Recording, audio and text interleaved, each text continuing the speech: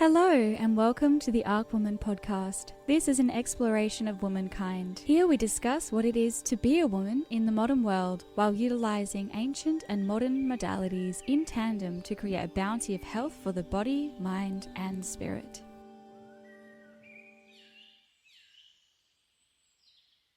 In recent decades, there has been a concerning rise in chronic conditions such as Alzheimer's, cancer, diabetes, infertility, cardiovascular disease, autoimmunity, mood disorders, and chronic pain.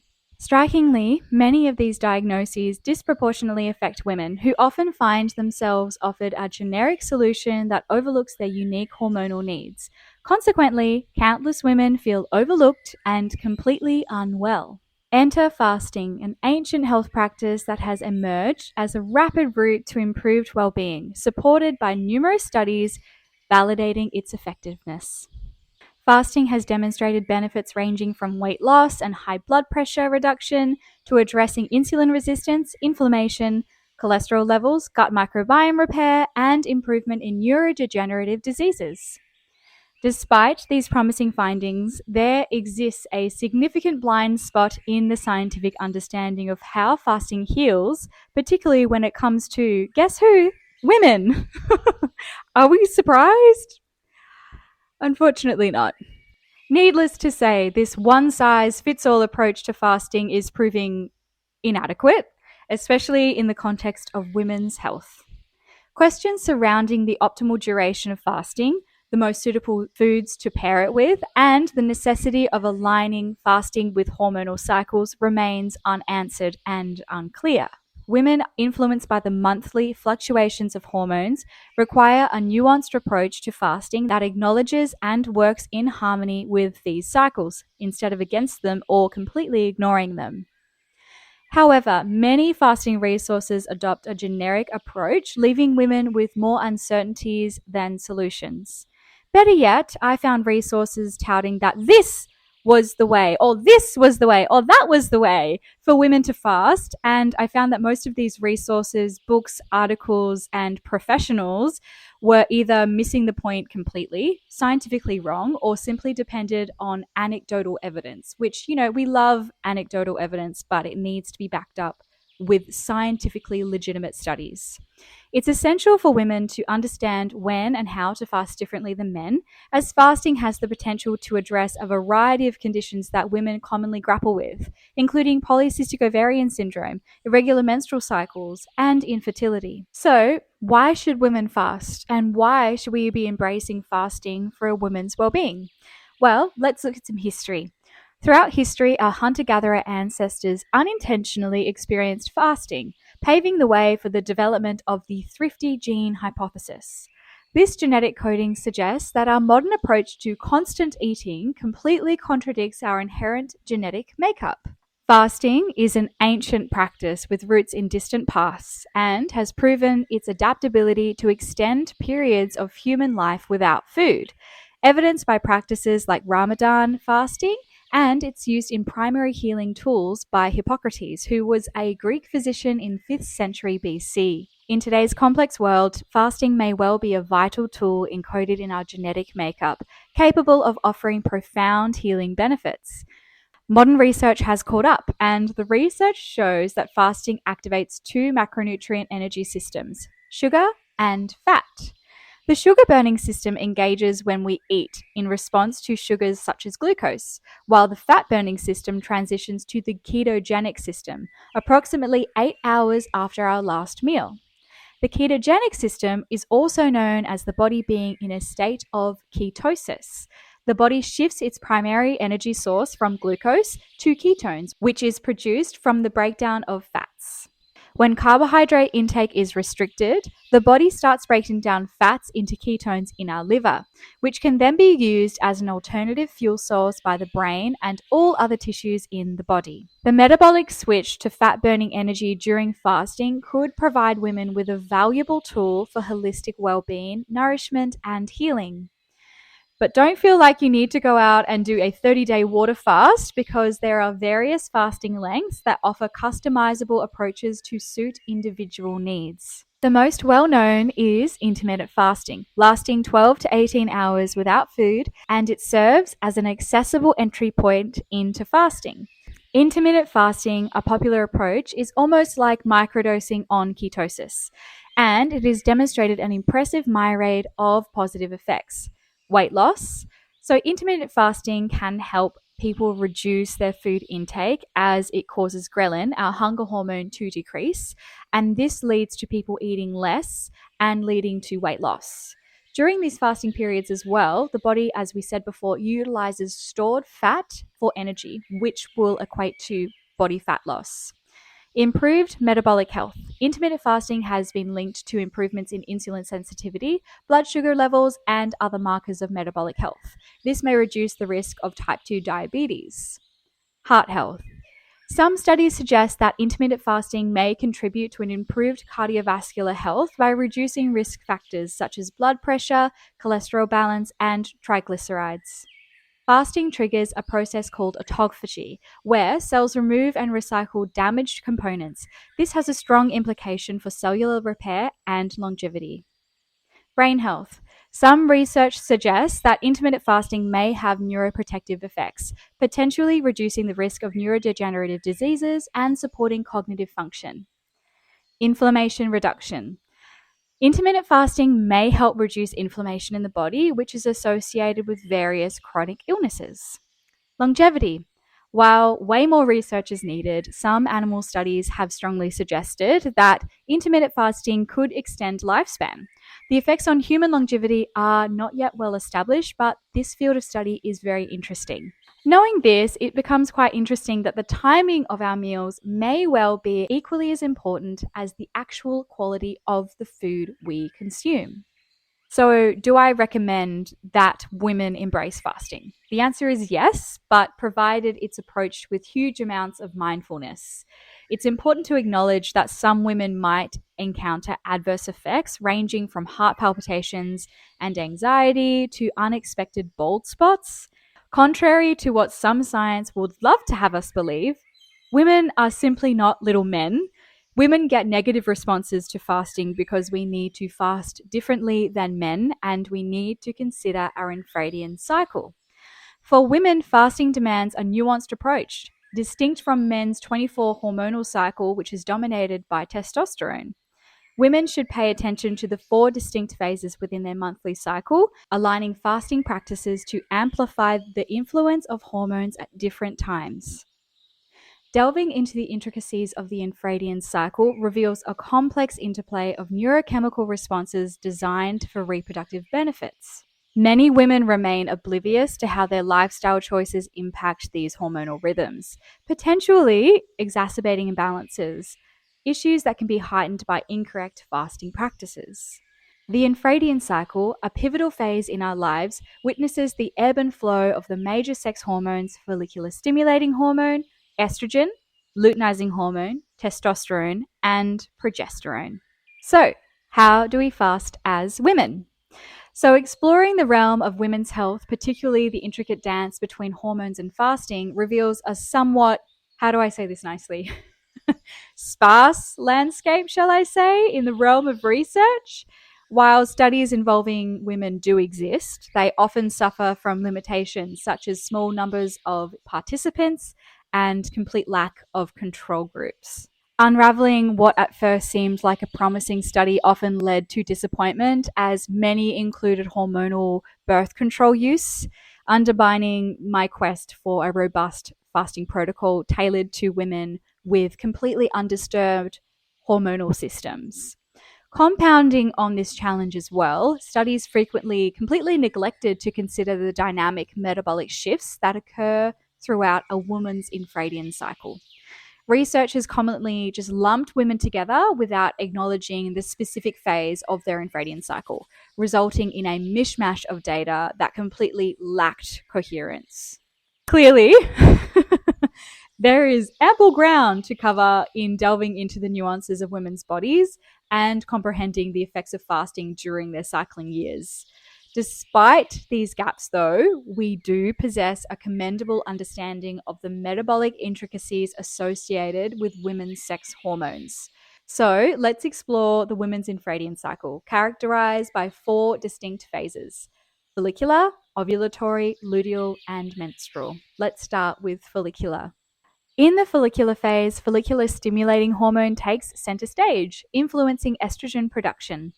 I found a study on short-term fasting in women during this phase. They tested FSH as stable to confirm that all of the participants were in their follicular phase, and they got all of the women to do a 72-hour water fast.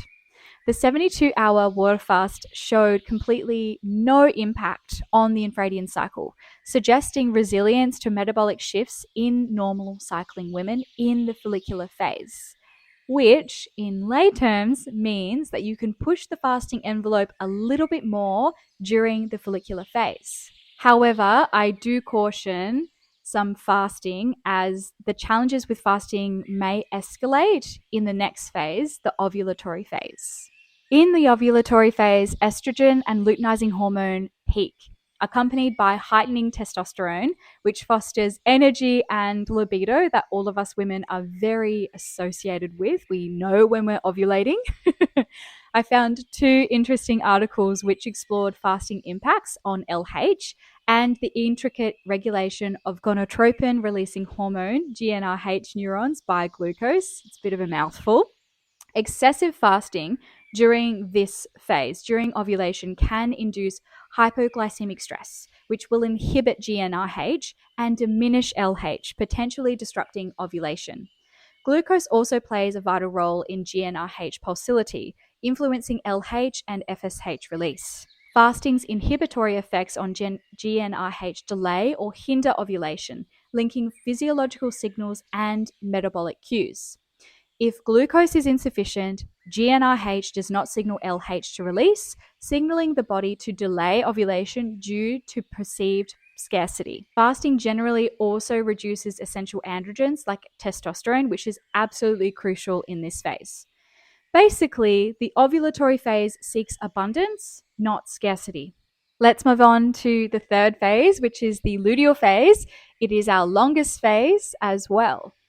Progesterone is dominant in this phase. Distinguishing between its early and late halves is super key here, because the second and first half of the luteal phase are really distinct due to hormonal prevalence differences. So in the first half of the luteal phase, we still have some residual estrogen around, and because of that, we still have some energy around, we have some buffering to cortisol, and we can fast differently as well. Whereas in the second half of the luteal phase, progesterone is dominant, and this is where we're going to be talking about progesterone. So early on, reproductive hormonal production overall sees a dip before progesterone reaches its highest point, plateaus, and as menstruation nears, progesterone remains dominant, but then gradually diminishes. When we break down the term progesterone, it signifies progestation, highlighting its role in pregnancy. Fasting during the short term increases cortisol in the blood. And for those who didn't know, cortisol is a hormone released by the adrenal glands in response to stress. It plays a pivotal role in the body's fight, flight, freeze, and fawn responses. Elevated cortisol levels in women disrupt hormonal balances by affecting the reproductive system quite significantly. This leads to irregular menstrual cycles, disrupted ovulation, and alterations in estrogen and progesterone levels. Such disturbances can contribute to fertility issues, menstrual irregulations, and the increased risk of conditions like polycystic ovarian syndrome, which all negatively impact a woman's hormonal health and therefore her quality of life and joy and connection to her body. Progesterone lacks buffering against cortisol, and in fact, it acts as a precursor. Biochemically, progesterone's role as a cortisol precursor may increase cortisol synthesis in the late luteal phase. Competitive binding with corticosteroid binding globulin influences cortisol levels as well, while ghrelin cortisol connections interplay adds complexity to this issue. We also like to caution against stress-inducing fasting practices during this sensitive menstrual cycle. So let's move on to our final phase, which is the menstrual phase. I flat out do not recommend fasting during this phase. As recent research proves, our historical beliefs about increased energy expenditures women experience during this phase. So, studies show that there is an 8% increase in basal metabolic rate, equivalent to 164 calories, comparable to the energy in 1.5 navel oranges or 3/4 of a Kit Kat bar, which means that if you're eating a bar of chocolate every single day because you think you're expending huge amounts of energy on your period, you've missed the mark slightly. But while not substantially impacting regular energy expenditure, this elevation suggests caution against fasting during the menstrual phase. Research also strongly indicates the potential for menstrual pattern disruption when women fast during this phase. So, we need to align with a measured approach with fasting that recognizes that there is an intricate interplay between fasting and negative menstrual dynamics, such as increased pain. So, how do we break a fast? So, engaging in fasting is a multifaceted endeavor and it encompasses the duration of the fast, when we're doing it in the cycle, and the subsequent breaking of the fast and the adjustment to the ensuing meal. So, basically, how you break your fast is incredibly important. The two macronutrients that you'll want to focus on here are protein and fat. So, protein particularly stands out for initiating the amino acid response in muscles, fostering their robust development and resistance. So, if you're worried about muscle wastage, make sure that your first meal post fast includes a good amount of protein. Fat, recognized as the most stable macronutrient as it has the least influence over the hormone insulin. It assumes a crucial role in stabilizing blood sugar levels post fast. Some examples of a post fast meal that I would recommend might be eggs, a protein smoothie with lower carbohydrate fruits like blueberries, avocados, and meat. So let's talk about my personal experience with fasting. So I practiced fasting for 2 months. The first month I was pretty loose, and the second month I was dedicated. Before my 2 month exploration, I actually observed that I had a shortened menstrual cycle, and I saw that I had early FSH release. And I saw this because my follicular phase was getting shorter and shorter. So when I implemented fasting and my fasting protocol, backed by all this science I've just spoken about, I saw my cycle returned to a normal length completely. And I think this might suggest that fasting has potential benefits for women facing similar issues with menstrual cycle length kind of being a little bit funky and not really staying the same. I found that flowing through, the fasting protocol was actually quite seamless, and I felt like I was eating more intuitively. In the early luteal phase, fasting reduced my hunger and alleviated discomforts that I had previously experienced, such as breast tenderness, cramping, and your classic pre-bleed moodiness. I also found a study that suggested this and supported this and indicated that a woman's fasting group experienced fewer PMS symptoms. It's not all positive though. I encountered some pretty serious insomnia, and I think it's possibly linked to the overall decline in body fat percentage, which also affected estrogen levels. Once I resumed a regular eating pattern and I excluded fasting from my regime, I had some tart cherry juice in the late luteal phase, my sleep returned to normal. I think this experience I had with insomnia from under eating, I think, or probably losing a bit of fat when I didn't have much to lose, shows the delicate balance that fasting has on women's menstrual cycles, especially if you have a lower body fat percentage like I do. This wasn't intentional. I wasn't eating less food on purpose. I think just when you're intermittent fasting, your ghrelin levels go down naturally. That's just a side effect of intermittent fasting. And what had happened is that I don't think I was eating enough because I wasn't getting a huge amount of ghrelin as I usually would. I think that's kind of what the mechanism was, is that I actually lost body fat percentage and it dipped a little bit below, and my body actually started to produce cortisol, and that disrupted my sleep. So, who shouldn't fast? While fasting, including intermittent fasting, can offer benefits, caution is necessary for specific groups. So, women under the age of 18, women who are pregnant and breastfeeding, women with type 1 diabetes who rely on insulin, Those with chronic stress and a history of eating disorders or low body fat should all refrain. And I'm pretty stringent on that. If you're in that group, don't intermittent fast, don't do any type of fasting unless you're with a health practitioner all along the way. We have enormous societal focuses on thinness as well. And this should prompt some inner scrutiny of personal motivations for fasting before you integrate it into your lifestyle. If your infradian cycle functions well and a balanced body fat percentage is maintained, introducing fasting may be completely unnecessary for you, and I question whether I'll actually keep doing it for myself. Conversely, for issues like acne, pain, bloating, low energy, a gradual guided fasting regime can be a potent, cost free solution. Understanding the intricacies of fasting within the context of the infradian cycle is a powerful step towards optimizing women's health. While fasting can yield remarkable benefits, it's essential to tailor this practice to the unique phases of the infradian cycle. If you want the extended version of this lesson, including exact fasting times and the intricate science supporting my fasting protocol, you can watch my lecture called Infradian Fasting.